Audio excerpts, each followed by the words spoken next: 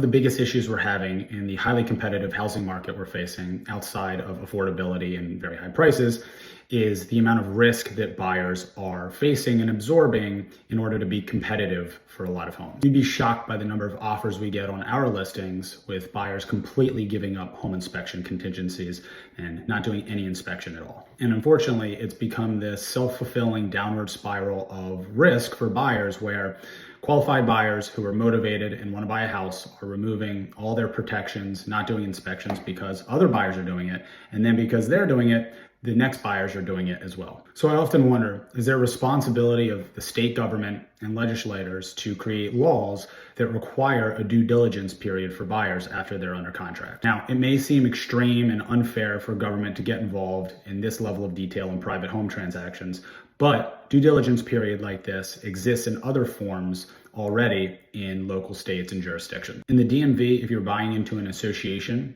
the seller has to provide you with a resale package with bylaws, rules and regulations, reserve information, and buyers have a required due diligence period to review those documents with the right to void. I won't get into the details here, but Virginia accidentally removed that law requiring a 3-day review period last year, but DC and Maryland still have those laws, and Virginia had that law for a very long time. So what I would love to see discussed and considered by legislators in the DMV is for a mandatory due diligence period of say 3 to 5 days after a contract gets ratified between buyer and seller. And during this time, buyer can do some due diligence, some basic due diligence, and have a home inspection done. Despite this being a strong reach by government into private transactions and likely a disadvantage for sellers, I do think that this is a net benefit for consumers and home buyers and the community overall.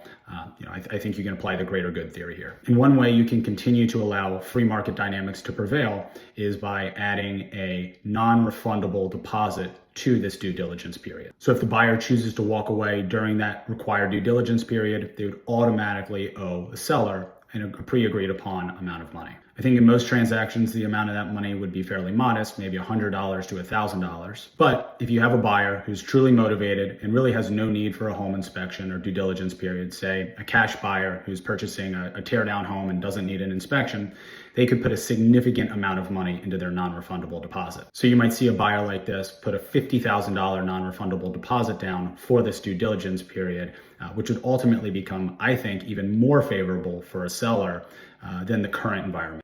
If you'd like to read my full thoughts on this topic or vote in the poll, just check out this week's Ask Eli column. Thanks for watching.